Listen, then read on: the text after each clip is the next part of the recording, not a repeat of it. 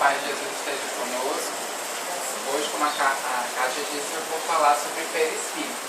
Esse nome que tem muita semelhança com espírito, né? E para quem nunca ouviu falar sobre isso, pode até achar que se trata da mesma coisa. Mas a ideia hoje é mostrar que não.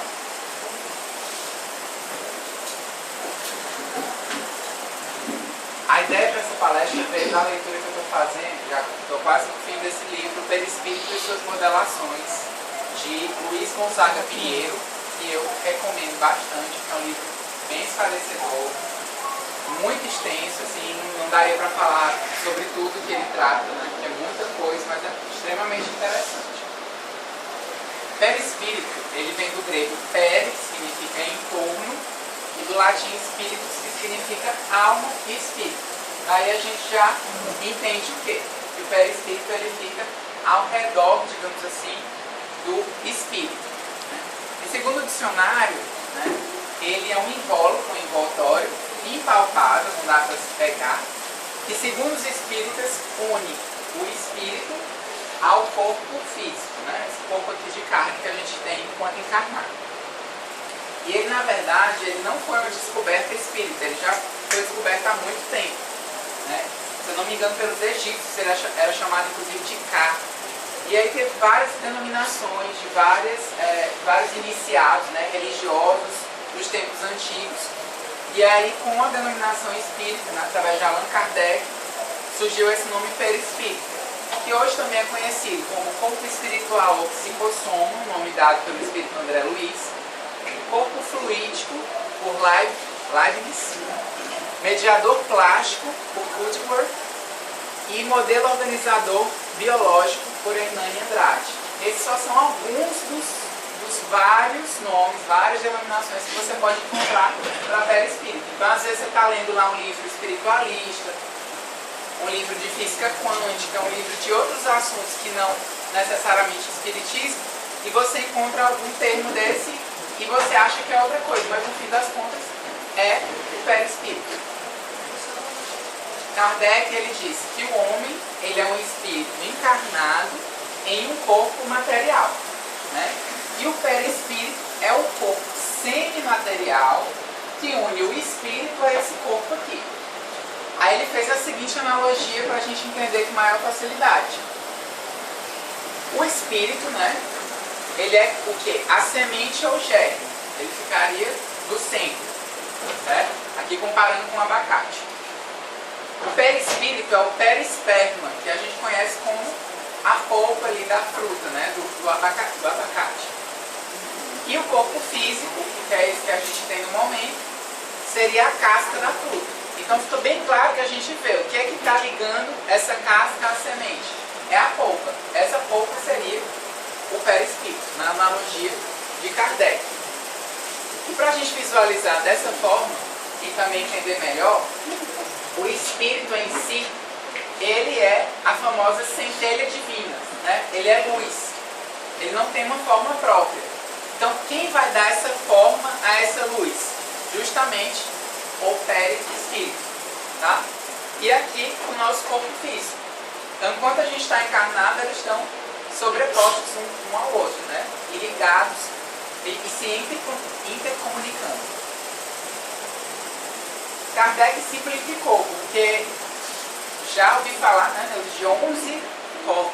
Aqui só tem 7, mas já falam em 11 corpos, certo? Esse primeiro é o corpo físico, né, que só tem esse nome mesmo. O mais sutil de todos, né, o mais elevado de todos, é o espírito, ou também chamado pelo esoterismo de corpo átmico, de corpo divino. E o perispírito ele seria composto de 5 corpos diferentes. O etérico, o astral, o mental inferior, o nirvânico ou mental superior e ainda o búdico. Então daqui a gente vê, se ele é composto por 5 corpos diferentes, ele deve ter várias funções diferentes, várias propriedades diferentes. Portanto, ele é bem complexo, a gente pode falar bastante coisa sobre ele, né? Como eu havia dito, ele foi cunhado esse termo por Allan Kardec, né? Durante a sua codificação da doutrina espírita. E o primeiro uso foi feito pelo próprio Kardec, Espíritos, no item 93 do Livro dos Espíritos, ele perguntou o seguinte: o espírito propriamente dito, ele não tem nenhuma cobertura ou ele está envolto em alguma substância? Aí os espíritos responderam para ele: envolve uma substância que é vaporosa para os nossos olhos físicos, né? Parece um vapor, para quem tem evidência consegue ver, é como se ele não fosse assim tão denso quanto o nosso corpo, né? Mas ainda bastante grosseira na visão dos espíritos que estão mais elevados. Mas é tão vaporosa essa substância que pode se elevar na atmosfera, né? E se transportar de um lugar para o outro. De onde é que surge, né? Como é que é formado esse perispírito? Aí na pergunta seguinte ele esclarece, né? De onde é que esse espírito tira esse invólucro, esse perispírito que é semimaterial? Ele tira do fluido universal. A gente pode pensar que o espaço, né? O espaço lá fora da Terra, ele é o chamado pela ciência de vácuo, que não existe nada lá. Mas existe o chamado fluido universal. Não existe o nada. Tudo é composto pelo fluido universal. Então a gente passa aqui a mão no ar, não sente nada, mas tem. É porque a gente não consegue, com o nosso corpo físico, detectar, mas existe um fluido aqui. E ele é o que forma tudo, matéria, energia, tudo que existe no universo. Então não seria diferente, ele também forma o perispírito, né? Só que esse fluido ele vai mudar de um planeta para o outro. Então, se você muda de planeta, você vai estar mudando também de perispírito, né? O perispírito formado em outro planeta também vai ter outro tipo de fluido universal, né? Então ele muda de envoltório. E esse fluido cósmico universal, como eu disse, ele forma tudo, então ele forma tanto o perispírito quanto o corpo físico. Eles têm essa mesma origem, né? E ambos são matéria, né? Só que a gente costuma pensar que na matéria eu posso bater, eu posso pegar, eu posso mexer. E existe matéria em estados diferentes, né? Porque sofreu transformações moleculares diferentes. A química, a física pode explicar isso. E o perispírito, ele é etéreo e imponderável. Aí, assim, ele foi formado, bastou a vontade de Deus, assim, vou formar um perispírito já pronto, assim. Não, a gente sabe pela evolução, a teoria de Darwin já esclarece que até o nosso corpo físico não foi formado de uma hora para outra, né? Ele foi sofrendo a evolução das espécies até chegar na espécie humana. E, na verdade, essa evolução não aconteceu no corpo primeiramente. Ela aconteceu primeiro no perispírito. Então, o chamado elo perdido da ciência está justamente nisso. Por quê? À medida que ia ocorrendo essa evolução, né, uma espécie desencarnava, digamos assim, lá no mundo espiritual, os técnicos espirituais mudavam o perispírito daquele ser e quando ele reencarnava de outra forma, já tinha sofrido as mutações para se transformar em uma espécie diferente, tá? Então, acontecia isso primeiro no mundo espiritual, para depois acontecer a sua repercussão aqui no mundo físico. André Luiz esclarece, né, no livro Evolução em Dois Mundos, todos os órgãos do corpo espiritual e, consequentemente, do nosso corpo físico foram construídos com lentidão, né, atendendo-se à necessidade do campo mental. Vou falar um pouco mais sobre isso adiante, tá? Então a gente vê evoluindo desde o reino mineral, né, passando pelo vegetal até chegar no animal, tá? Tudo se encadeia na natureza, desde o átomo primitivo até o arcanjo. Por isso que fica bem claro aqui que nós chegaremos a esse estágio aqui de anjos, né, à medida que a gente vai evoluindo. Já fomos um átomo primitivo e chegaremos ao estágio de anjos. E aí o perispírito ele tem algumas funções características. A instrumental, porque ele é um instrumento de ligação, como eu já disse, entre o espírito e o corpo físico, e ele permite essa interação entre esses dois, né, espírito e corpo físico. Ele tem a função individualizadora, porque ele vai ter funções, características peculiares, né, individuais. Ninguém tem uma história igual, ninguém viveu as mesmas coisas, ninguém teve as mesmas reações. E a gente entende que tudo que acontece no perispírito, tudo que o perispírito demonstra, é resultado das ações que aquele indivíduo vem trazendo, veio realizando em várias reencarnações, né? E essa função individualizadora está relacionada, como eu disse, à história e às conquistas evolutivas da pessoa. A função organizadora, porque vocês viram que o espírito, ele em si é só aquela centelha divina, então ele dá esse molde, ele que vai determinar as linhas, a forma, né? As linhas morfológicas e hereditárias do nosso corpo físico. Tá? Primeiro está lá qual é a vontade, qual é a história, qual é o histórico daquele espírito, ele passa para o perispírito e o perispírito passa para o corpo físico. E a função conservadora, ele não só vai ter esse molde, como ele vai conservar, né, esses mecanismos através da manifestação da lei de causa e efeito.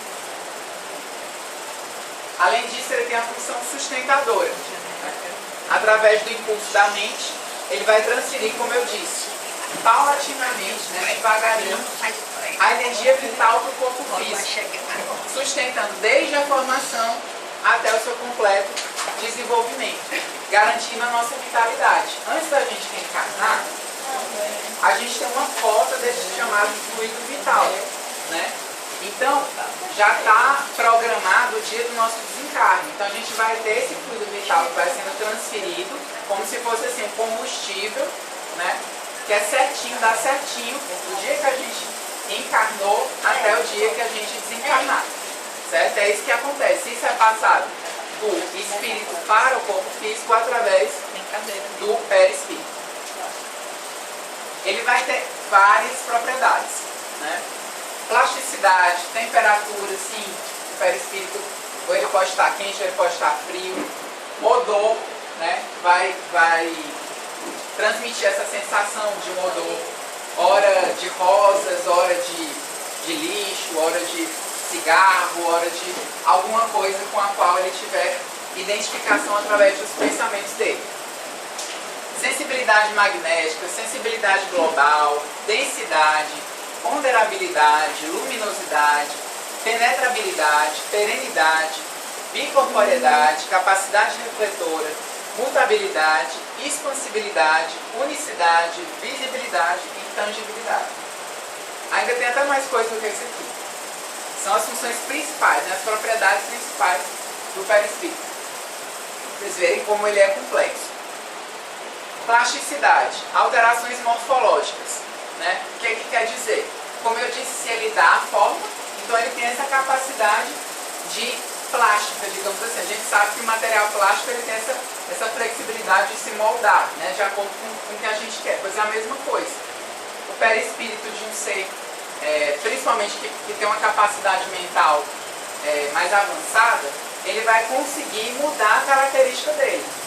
Se, por exemplo, eu tenho essa capacidade mental e eu quero me passar pela Neuza, eu sou um espírito, né, com essa capacidade, eu posso, através da minha vontade, do meu pensamento, mudar o meu aspecto e vocês me verem igualzinho a Neuza. Entendeu? Então tem essa plasticidade. Mas isso é feito fora do corpo físico, não vai achar que é que nem o personagem lá do X-Men, mística. Não é que nem a mística que lá no filme ela muda aqui no corpo físico, não. É isso no mundo espiritual. Tá?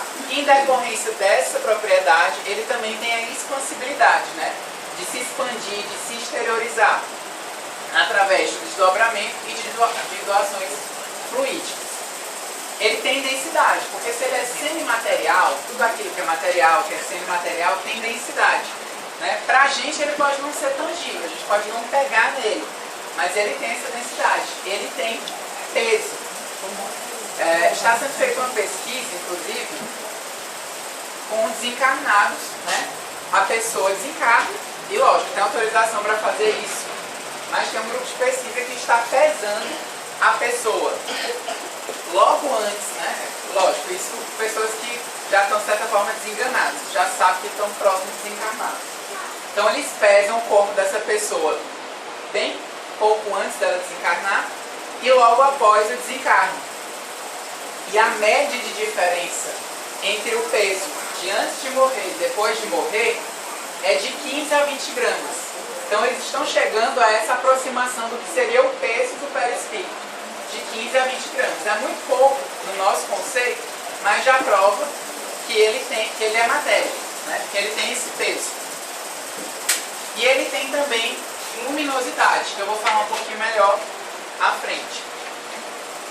Penetrabilidade. Muita gente pode ter essa vontade, né? Saiba que o perispírito tem essa capacidade. Não todos, porque não é todos os espíritos têm essa capacidade mental também, esse treino mental para fazer isso. Mas tem a capacidade de atravessar a matéria. Se eu quiser aqui atravessar, com esse espírito, com essa capacidade de atravessar aqui pela Kátia, eu atravesso. Ela não sente nada e tem essa capacidade de penetrabilidade. Tá? Visibilidade. Normalmente ele vai ser visível e invisível nos espíritos encarnados. Né? Mas se esse espírito encarnado, no caso eu estou aqui concentrado, eu me desdobro, quem tem a vidência vai me ver. Vai ver o meu corpo físico e ao lado vai ver o meu perispírito desdobrado. Tá? Os desencarnados menos evoluídos, eles percebem apenas o perispírito dos seus pares. Isso é importante porque às vezes você pode escutar aqui na sua desobsessão, seu obsessor falando: eu não estou conseguindo mais acesso ao caso, por exemplo. Meu obsessor fala isso. Por quê? Porque eu estou numa sintonia diferente da dele. Ele não consegue enxergar, porque a gente está pensando coisas diferentes. Né? Geralmente o obsessor vai pensar em ódio, raiva, vingança. Se você pensa coisas boas, se você reza, se você procura se melhorar, você já vai estar invisível. Você pode dizer que você é invisível para pelo menos alguns dos seus obsessores. Tá bom? E eles podem ser tocados e tangíveis se eles realizarem o processo da materialização. Eu vou falar mais à frente. Sensibilidade. O perispírito, ele também sente as sensações. Nós temos os 5 sentidos, né? Visão, olfato, paladar, tato e audição. Eles têm os mesmos sentidos. Só que a minha audição é de vocês aqui no corpo físico, a gente só tem pelos ouvidos. Né? Apesar de que já existem casos de pessoas, por incrível que pareça, eu fiquei surpreso de saber disso. Eu esqueci o nome do fenômeno, mas é um fenômeno científico aí, que as pessoas conseguem ter o sentido com órgãos diferentes. Então, por exemplo, elas conseguem ler com a ponta dos dedos. A gente lê com os olhos, né? A gente enxerga com os olhos.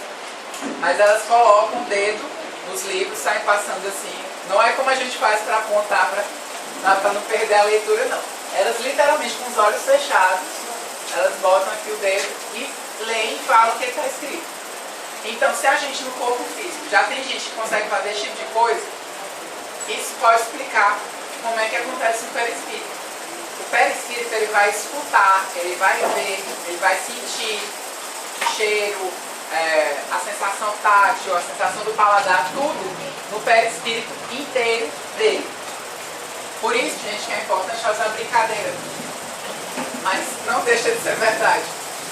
A pessoa vir com um mau cheiro, por exemplo, sendo espírito, quando chega lá que o espírito sente, ele sente no perispírito todo dele. Então ele sente muito pior. Né? Assim como outras sensações. Se a gente acha que a gente passa calor, não queira desencarnar e ficar em Teresina, porque aí vocês vão saber o que é calor de verdade. Eles sentem tudo com mais intensidade, porque é no perispírito todo. Né? A bicorporeidade, que é o desdobramento. Né? Essa capacidade de estar em 2 lugares diferentes, né? Com a consciência. Isso já vai estar mais avançado, esse tipo de espírito. Né? Porque a gente entende tempo e espaço de uma forma, eles entendem de outra. Então, se eu for evoluído, eu posso estar bem aqui dando palestra para vocês, ao mesmo tempo estar lá na minha casa assistindo um seriado, digamos. Mas isso em espírito, né? Unicidade. Significa que cada perispírito, como eu falei antes, ele é individual, ele é único, porque é baseado na história de cada um. Então não existe 2 perispíritos iguais. Mutabilidade. Se ele tem aquela plasticidade que eu falei no início, ele também vai mudando, ele não muda só por conta da vontade dele. Porque eu estou com vontade de ficar igual a Neuza, então vou me concentrar aqui e ficar com o aspecto da Neuza. Não, naturalmente, à medida que esse espírito ele vai evoluindo, né? Ou se ele for estacionando e ele for se viciando, por exemplo, em um tipo de pensamento, ele vai se transformando naquilo, né? Ele vai mudando o aspecto dele, ficando cada vez mais parecido com aquilo, certo? E é interessante isso também, gente, porque no mundo espiritual, por conta do nosso perispírito, a gente não tem esse negócio de se disfarçar, não, né? Então é aquela coisa. A gente já associa, às vezes, uma pessoa na rua que está mal vestida, que está suja, que está aí, um ladrão. Os ladrões podem pensar, não vou ficar desse jeito, eu vou me arrumar bem direitinho, ficar bem apresentável, porque ninguém vai ter medo de mim, eu vou roubar mais fácil. Lá não tem esse negócio, não. Se você está com raiva, você vai ter um aspecto raivoso para quem quiser ver. Você não tem como esconder, você não tem falsidade no mundo espiritual por conta disso daqui, né?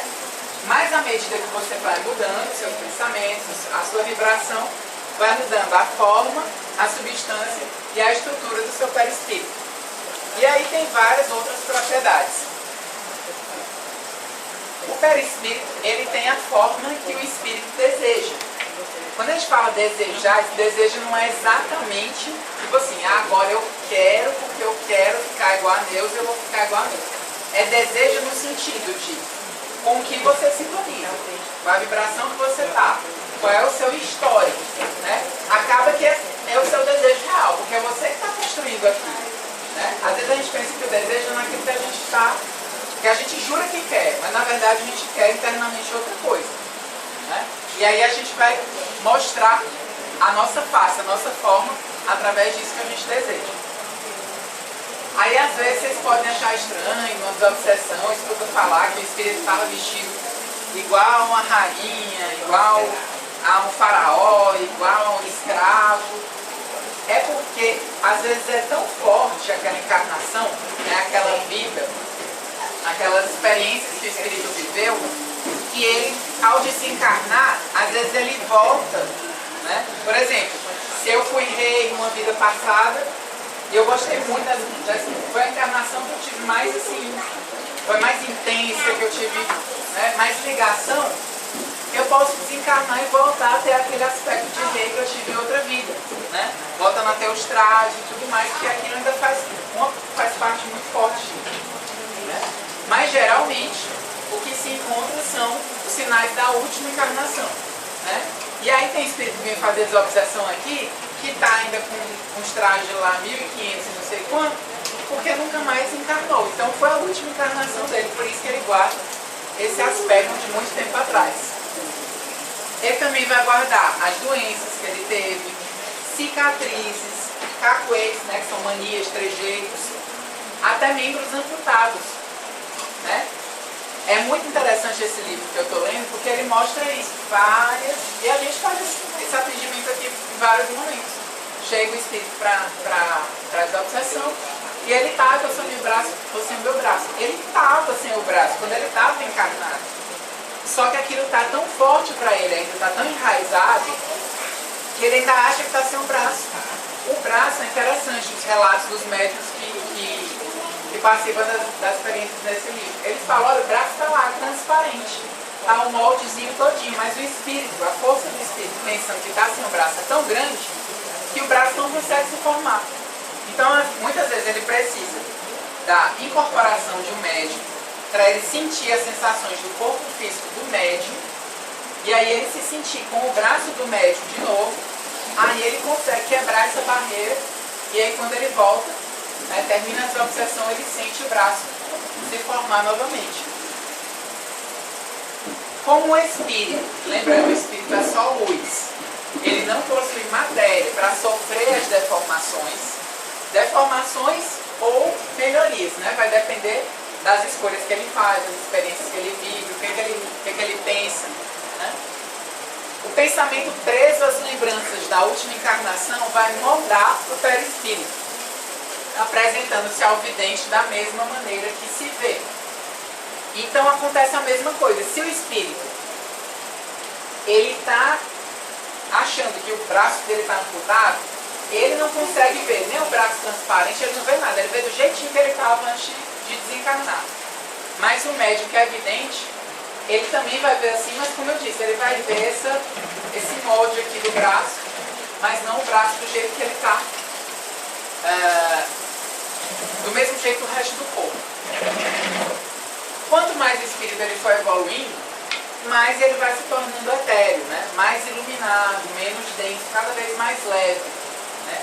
Por isso até que quando a gente tem essa sensação de paz, de bem-estar, a gente se sente literalmente mais leve. Faz parte disso. Jesus é um espírito iluminadíssimo, né? Então ele é extremamente, o perispírito dele é extremamente etéreo, extremamente iluminado e pouquíssimo denso. Já os espíritos inferiores, sim, tem espíritos com esse aspecto. Isso aqui a gente vê em filme, né? Até coisa muito pior, isso aqui é bonito. Mas a verdade é essa, né? Para quem tem a vidência, para quem tem a sensibilidade, para quem faz desdobramento, a gente vê isso claramente. Espíritos com esse aspecto ou pior, né? Às vezes até sem aspecto nenhum. O livro cita o caso, a médium está lá e vê simplesmente um toco de madeira desse tamanho, todo preto. E aí ela achou que era um toco de madeira. Aí o guia espiritual chegou, esse aqui é um irmão nosso que desencarnou e tal, e ela, isso aqui é um espírito. Pois é, ele morreu queimado, e foi tão forte aquilo para ele, ele guardou aquela impressão de forma tão intensa, que ele acreditou que ele tinha se transformado naquele toco. O corpo físico dele realmente se transformou naquilo, né? Por isso que foi enterrado, por isso que foi descartado, porque não tinha mais vida. Mas o perispírito dele não, né? E essa deformação, gente, muitas vezes é por conta, para vocês verem o poder da nossa mente. Aí eu vou falar mais à frente como é que faz para reverter essa deformação. O perispírito dos espíritos inferiores é tão grosseiro que eles chegam a confundir o perispírito com o próprio corpo, né? São esses espíritos que a gente chama de alma penada, que não saem daqui do mundo físico, que fica perto da gente, que fica aí, Caixa, tu não vai beber não, tu não vai fumar não, como é que é? Eu quero sentir, porque eu bebi, eu fumava, mas aqui não é do mesmo jeito, então eu quero que tu beba e tu fume para eu poder sentir perto. São espíritos tão densos que eles precisam dessas sensações que a gente tem aqui no mundo físico. Porque lá eles não sentem com a mesma intensidade, tá? Mas eles chegam a achar que o perispírito deles é um corpo físico. São espíritos extremamente apegados a isso daqui. E o perispírito é importantíssimo também porque ele vai participar de vários momentos importantes da nossa vida. Desde a nossa reencarnação, que é o nosso nascimento para uma nova vida, até a nossa desencarnação, que é o falecimento, a morte.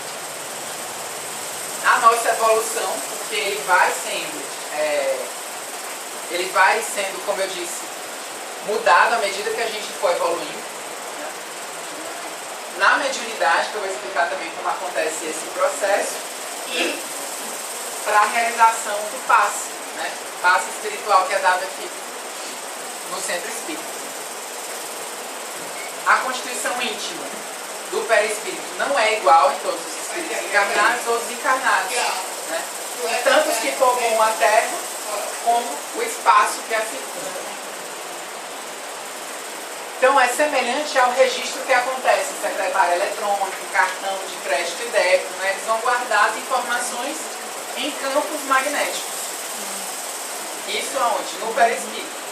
E ele pode trazer profundas marcas, deformações, né, naquele espírito, no seu perispírito, né, como decorrência de vários desvios. O que é desvio? A gente sabe que existem várias leis que Deus colocou, né, e essas leis são irrevogáveis. Não adianta Deus me achar mais bonito do que a Neuza, vai fazer dar um jeitinho aqui e burlar alguma lei dele para mim, porque ele me acha mais bonito. Não, isso não existe. Qualquer desvio, mas é qualquer desvio mínimo, vai a marquinha lá para o nosso perispírito, tá? Assim como as coisas boas que a gente faz também são marcadas lá, né? Mas esses desvios, eles só vão ser regenerados através do nosso desenvolvimento moral, através de quê? Da nossa reforma íntima, né? Então, resumindo, se você quer um perispírito bonito, agradável, se melhore. Quando vai acontecer esse processo da encarnação, né? Porque tem toda essa polêmica em relação a aborto e tal, se já tem espírito, se já não tem, se é um ser vivo, se não é. O perispírito ele vai se unir ao corpo desde a fecundação. Então vai ser ele que vai estimular de célula a células começarem a se multiplicar. Ele vai apressar, né, catalisar esses potenciais genéticos. Então a gente aprende o quê? Que é através do DNA que as células vão se formando, é o DNA que vai dizer se a pessoa vai ser loura, se vai ser alta, se vai ser baixa, todas as características físicas. Mas na verdade, o DNA é só o resultado no nosso corpo físico. Na verdade, a ficha com todas as informações está escrita no nosso perispírito. Então na hora que ele imanta ali, no zigoto, né, na união ali das células que vai formar o feto, né, mais à frente, ele já imprime as características. Já vai dizer, o Cássio ele se suicidou na vida passada com um tiro na cabeça. Então vou imprimir aqui no perispírito dele o quê? Que ele vai ter, não sei, hidrocefalia, algum problema mental para responder aquilo que ele fez na vida passada. Isso é só um exemplo. Né? Todas as doenças congênitas, ditas congênitas, na verdade são esses resultados, são essa impressão no nosso DNA. Né? Mais uma vez mostrando o corpo, o perispírito e o espírito trabalhando em conjunto.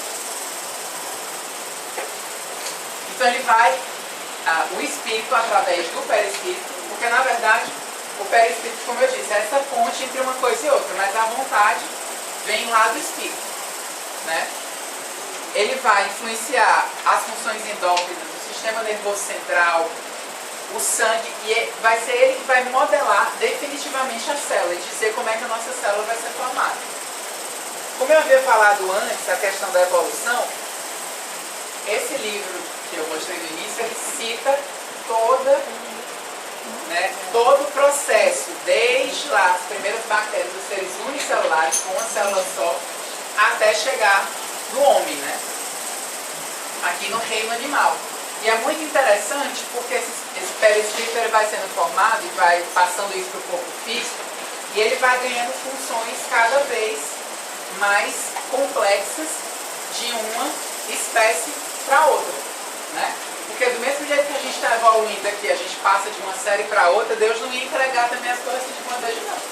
Para formar o nosso perispírito também tinha que evoluir nesses perispíritos aqui de todos esses seres até chegar no nosso. Tá? Então ele foi elaborado, assim como o nosso corpo físico, por milhões de anos. Né?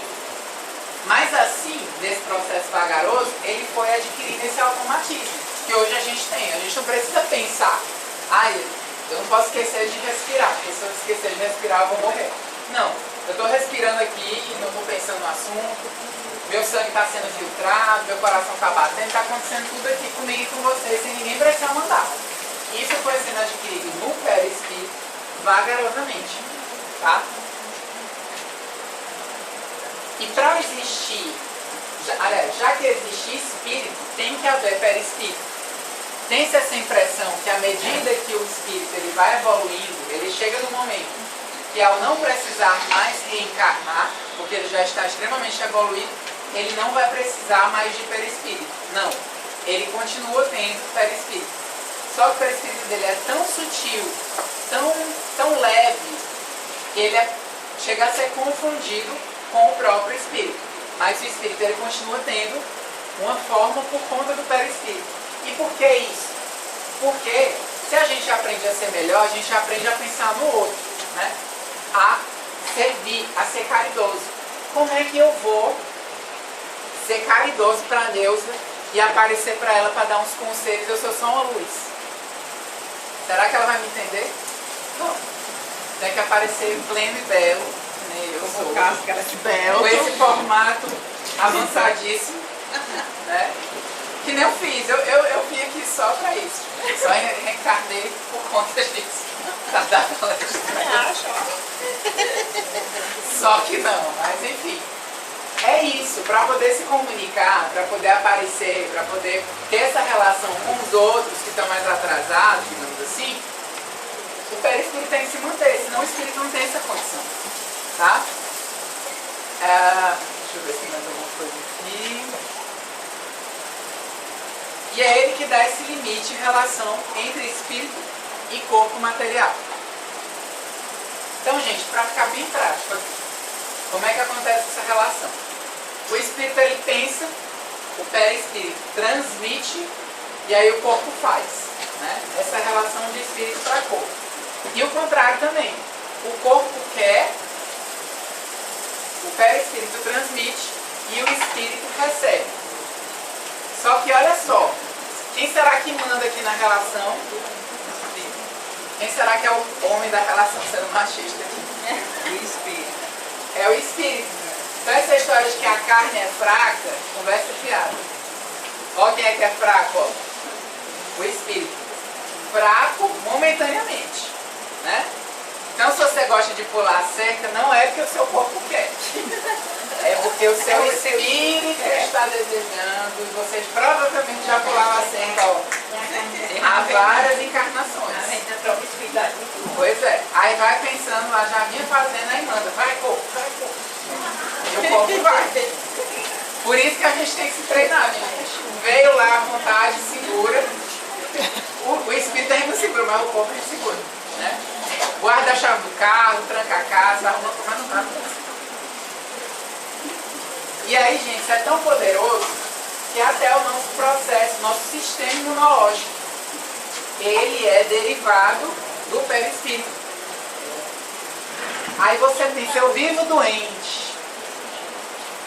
Meu Deus do céu, mudou mais uma vez o clima. Tá seco demais, tá quente demais, daqui a pouco tá chovendo, e aí vai atacar minha rinite, vai atacar minha sinusite, vai atacar minha gota, vai atacar minha joanete. Não. O processo imunológico deixar a gente doente, ó, porque tudo começa lá no espírito, chega no perispírito e é transmitido para o nosso corpo, tá? Opa. Mais simples do que isso, impossível. Energias tóxicas vão para o perispírito, o perispírito não aguenta, fica pesado demais, de tanta besteira que a gente fala, fofoca, raiva, me ajuda na obsessão, o que mais? As queixas. Orgulho, arrogância, mentira, inveja, maledicência. Tudo isso aqui, ó. Aí vai pra lá, a gente pensa que tá tudo bem, eu sou humano, eu tenho raiva mesmo. Vai, bichinho, vai nessa. Daqui a pouco, ó. Tô doente. Será que foi? Culpa do mosquito Aedes aegypti. Não. Ele veio porque você atraiu, ó, pelas energias tóxicas. Se você não tivesse aqui no seu perispírito, o Aedes aegypti pode ficar a vida todinha, que você nunca vai ter dengue, zika e outro chikungunya. Pode observar, tem gente, tem família que todo mundo fica gripado e uma pessoa só não fica. É especial? Não. Só tem a vibração melhor, só está pensando em coisa melhor, né? Então as doenças são provenientes do perispírito. Mas por quê? Porque o perispírito é que recebe toda a carga dos nossos atos, dos nossos desvios, tá? E aí ele manda depois pro corpo, que é o mata-borrão dele. Tá? Para que isso aconteça, é criado esse campo energético propício. Por isso que eu disse, não adianta entrar em contato com o vírus, com a bactéria, com o causador físico daquela doença. Se o seu campo energético não estiver propício para aquilo, você não vai desenvolver, né? A maioria da população tem causador da tuberculose, o da herpes, mas pouquíssimas pessoas manifestam, porque não tem esse campo energético propício, que é derivado aqui dos pensamentos. Em relação à mediunidade, né, para se comunicar. Incorporação. Se eu sou um espírito e eu quero incorporar na Neuza, que é a médium, eu preciso entrar na Neuza, eu vou entrar na Neuza.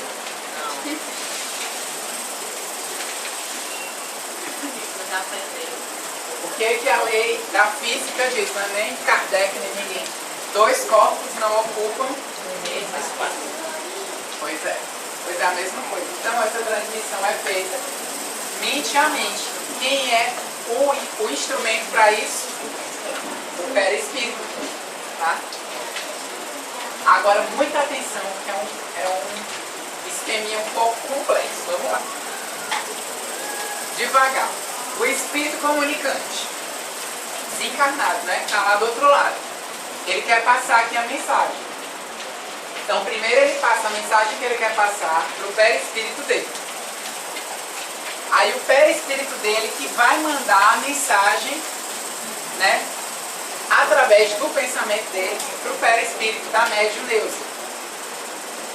Aí o perispírito da deusa recebe a mensagem. Essa mensagem é enviada para o espírito da deusa, aí é processada, retorna novamente para o perispírito da deusa, e o perispírito da deusa vai mandar as sensações, né, para o corpo físico dela. Então, gente, não se trata simplesmente do espírito entrar, é todo esse processo, tá? Até chegar. Por isso que precisa de concentração também, né?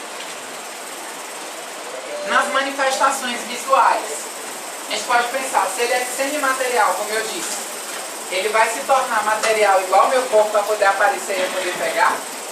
Eu não botei foto aqui porque eu acho que a gente quer se assustar, mas tem foto de materialização, de espírito, que dá para ver, que dá para tirar foto. O Chico Xavier pegando no espírito, né, posando ao lado dele na foto.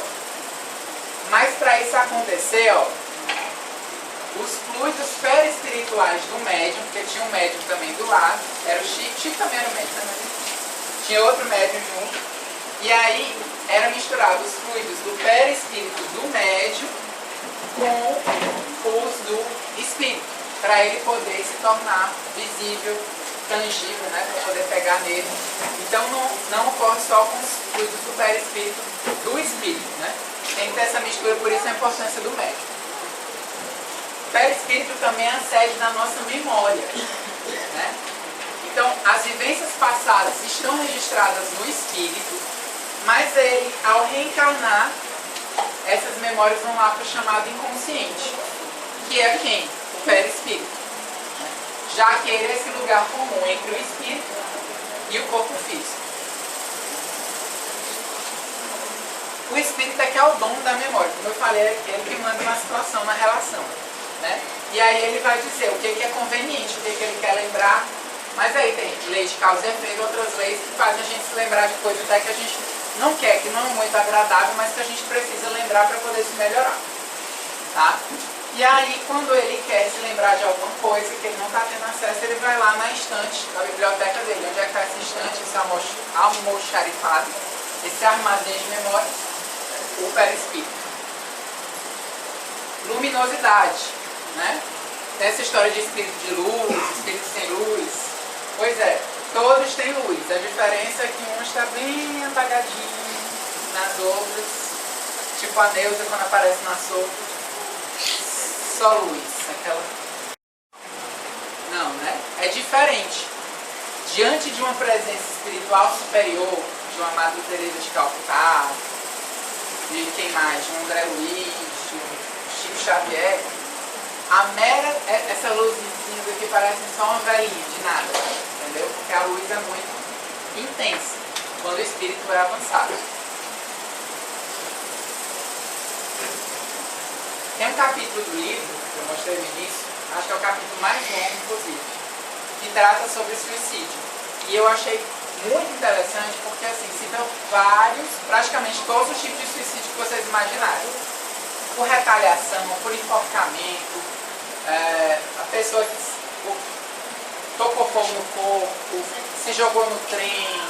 E aí eles iam mostrando qual era a consequência para o perispírito, que eu falei no início, que ele é deformado, né? De acordo com os nossos pensamentos, mas também com a forma de desencarne, né? A forma como a gente vai morrer.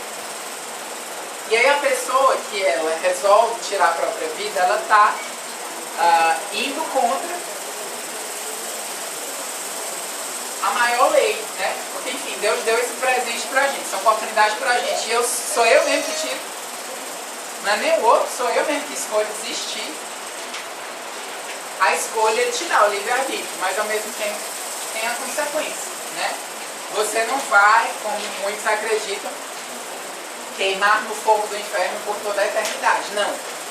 Mas antes de você se refazer, o sofrimento é muito grande, né? Então, esse que virou um toco lá, parecia um toco de árvore todo preto, sem forma nenhuma de gente, ele que colocou fogo nele mesmo. Então, como é que se faz para resolver essa situação? Primeiro, o espírito vai ficar perturbado por muito tempo. Ele vai ficar rememorando aquilo, né? Lembrando só daquele momento que ele tirou a vida dele. Por muito tempo, sofrendo. Só aquele momento, como seus discos ralados, bota no mesmo lugar o tempo todo.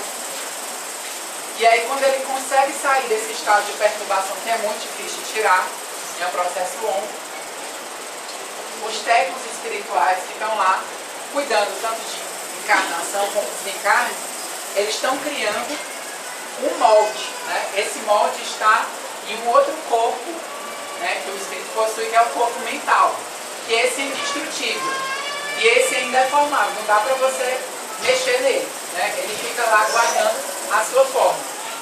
É criado um novo molde, uma nova forma, e aí esse espírito ele vai sendo, esse perispírito ele vai sendo reconstruído aos poucos, né? Então aqui tem alguns depoimentos das médiuns, dos médiuns, que acompanharam esse processo e viram de perto como é que isso é feito lá no outro lado. Então, como eu disse, eu observo câmaras como se fossem incubadores, né, que guardam perispíritos de tamanho adulto, que são esses moldes, essas formas, cujos donos, os espíritos, encontram-se adormecidos no interior de cada um deles. Mas eles não estão adormecidos com o aspecto que a gente está aqui, não. Saudável, tudo construidinho, não. Eles estão lá igual um morro de árvore, eles estão lá sem o braço, eles estão lá com os miolos estourados, eles estão lá com a cabeça parecendo que vai explodir porque estavam se mataram enforcados, enfim, de várias formas horrendas, né? E aí, a outra médium disse, né? Vejo todos os órgãos funcionando como se houvesse uma pele transparente sobre eles, né? Essa pele vai tomando cor de carne e ela vai assistindo à reconstituição desse perispírito aos poucos. É um processo muito lento. Mesmo assim, gente, mesmo quando esse perispírito novo ele é formado e ele está aparentemente perfeito, a lei, né, de causa e efeito não vai permitir que essa pessoa reencarne bonitinha, saudável, bem formada, que nem ela está formada ali, não.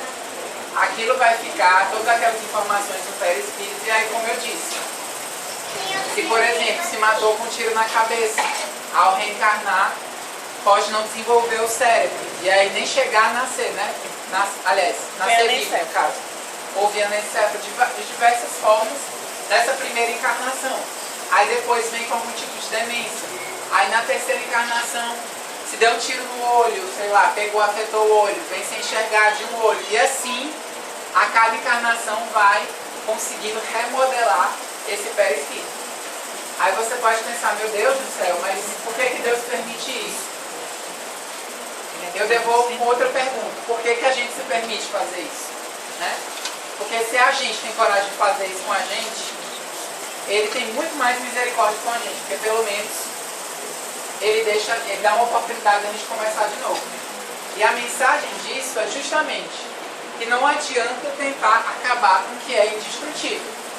O perispírito ele pode se deformar completamente, ele pode tomar aspectos horríveis de bicho, de monstro, de diversas coisas, mas ele sempre em algum momento vai ter a oportunidade de se reformar, de recomeçar e de ir aos poucos voltando para a trilha do progresso.